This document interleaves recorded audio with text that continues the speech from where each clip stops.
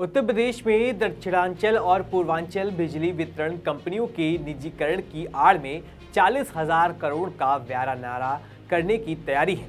ऐसा हम नहीं कह रहे हैं। ऊर्जा विभाग का आरएफटी डॉक्यूमेंट से साबित हो रहा है। बिजली वितरण संभाल रही दोनों कंपनियों का उपभोक्ता पर 67,000 करोड़ रुपए बकाया है। इस बकाया राशि से सिर्फ 26,000 करोड़ रुपए ही उपभोक्ताओं से वसूल कर निजी कंपनियों को देना होगा। मतलब साफ है कि बाकी 40,000 करोड़ रुपए बकाये की रकम उनकी जेब में जाएगी। हम इस खबर में जानेंगे कि आखिर क्यों कैग से दोनों कंपनियों का फेयर इवैल्यूएशन की मांग हो रही है।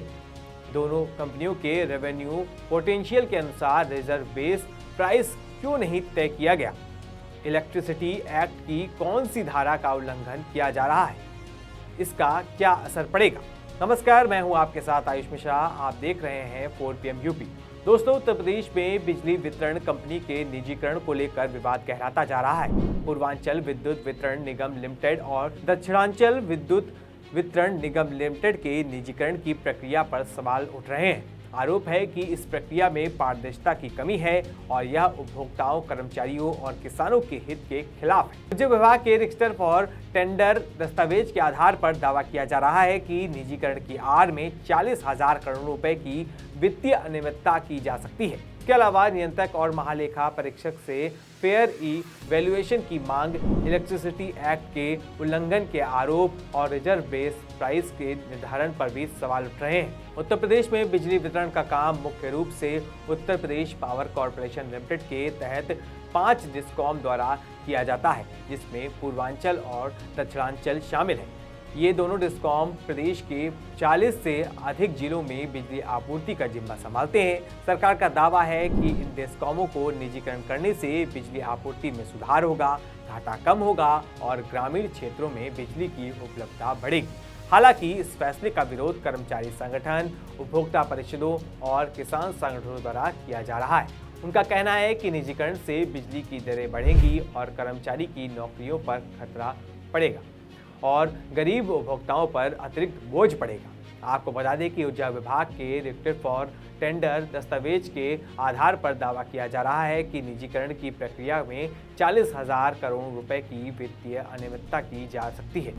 आरएफटी के अनुसार पूर्वांचल और दक्षिणांचल डिस्कॉम पर उपभोक्ता का 67,000 करोड़ रुपए बकाया है। इस बकाये में से निजी कंपनियों को केवल 26,000 करोड़ रुपए ही वसूल करने की जिम्मेदारी दी जाएगी। शेष 40,000 करोड़ रुपए की राशि को निजी कंपनियों को सौंपे जाने की बात कही जा रही है।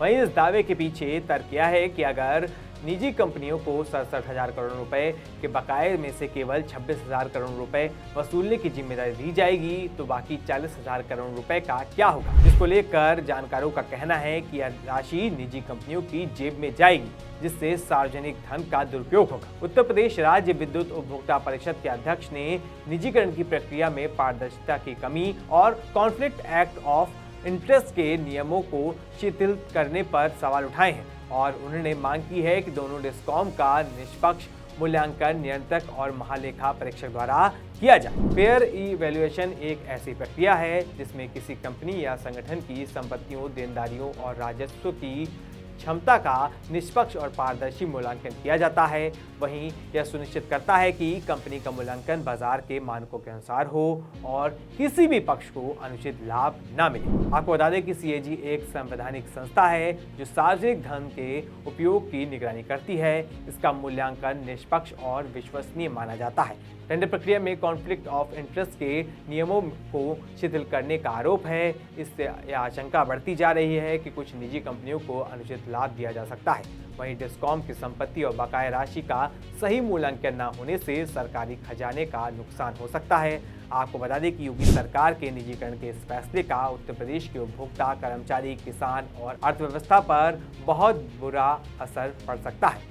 बता दें कि निजी कंपनियों का मुख्य उद्देश्य लाभ कमाना होता है, इससे बिजली की दरें बढ़ सकती हैं, जिसका बोझ गरीब और मध्यम वर्ग के उपभोक्ताओं पर पड़ेगा। वहीं सरकार का दावा है कि निजीकरण से बिजली आपूर्ति में सुधार होगा, लेकिन अन्य राज्यों के अनुभव बताते हैं निजी कंपनियां ग्रामीण क्षेत्रों में सेवा सुधार पर कम ध्यान देती है। उत्तर प्रदेश में किसानों को मुफ्त व रियायती बिजली दी जाती है। निजीकरण के बाद यह सुविधा खत्म हो सकती है, जिससे किसानों की लागत बढ़ेगी। बता दें कि ऊर्जा विभाग की ओर से दावा किया जाता है कि पूर्वांचल और दक्षिणांचल बिजली वितरण कंपनियां भारी घाटे में हैं। इसमें सरकार की ओर से दी जा रही सब्सिडी की रकम को भी जोड़ लेते हैं, जबकि सरकार की ओर से दी जा रही सब्सिडी उसकी घोषणाओं के एवज में देनी पड़ती है। सरकार ने गरीबी रेखा से नीचे रहने वाले परिवारों को 3 रुपये प्रति यूनिट बिजली देने का चुनावी घोषणा की थी। इसी तरह बुनकरों और किसानों को मुफ्त बिजली देने की बात भी शामिल है।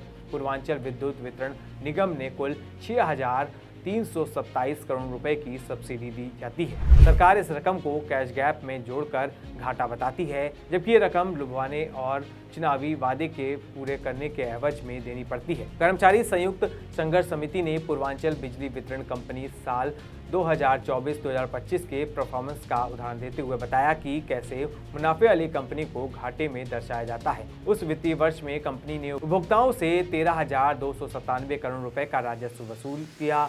इसके अलावा सरकारी विभाग में 4,182 करोड़ रुपए का राजस्व बकाया है, जो सरकारी विभागों ने नहीं दिया। वही रकम दिलाना सरकार की जिम्मेदारी है। इस रकम को जोड़ दें तो कुल मिलाकर 17,479 करोड़ रुपए हो जाते हैं। अब इसमें सब्सिडी की 6,327 करोड़ रुपए भी जोड़ लेते हैं तो कुल आय 23,806 करोड़ रुपए हो जाती है। जबकि पूर्वांचल विद्युत वितरण निगम ने विद्युत नियामक आयोग को बताया था कि 2024-2025 का कुल खर्च लगभग 20,564 करोड़ है। मतलब साफ है कि कंपनी को इस वित्तीय वर्ष 3,242 करोड़ रुपए का मुनाफा हुआ है। उत्तर प्रदेश में पूर्वांचल और दक्षिणांचल बिजली वितरण कंपनी के निजीकरण का मुद्दा जटिल और संवेदनशील है। एक तरफ सरकार का दावा है कि इससे बिजली आपूर्ति और प्रबंधन में सुधार होगा, वहीं दूसरी तरफ कर्मचारी, उपभोक्ता और किसान संगठन इसे जन विरोधी बता रहे हैं। 40,000 करोड़ रुपए के बकाये, पारदर्शिता की कमी, सीएजी के ऑडिट की मांग और इलेक्ट्रिसिटी एक्ट के उल्लंघन के आरोप इस प्रक्रिया को और विवादास्पद बनाते हैं। निजीकरण का फैसला प्रदेश के लाखों उपभोक्ताओं, कर्मचारियों और किसानों को प्रभावित करेगा। इसीलिए जरूरी है कि इस प्रक्रिया में पारदर्शिता बढ़ती जाए और सभी हितधारकों के हितों का ध्यान रखा जाए। उत्तर प्रदेश सरकार को चाहिए कि वो इस मुद्दे पर खुले संवाद को बढ़ावा दे और निजीकरण के आने वाले समय के प्रभाव पर गहनता से विचार करें, ताकि न केवल बिजली क्षेत्र में सुधार हो बल्कि गरीब और मध्यम वर्ग के उपभोक्ताओं पर अतिरिक्त बोझ भी न पड़े। इस खबर में फिलहाल इतना ही। ऐसी तमाम खबरों के लिए सब्सक्राइब करें 4PM यूपी को। धन्यवाद।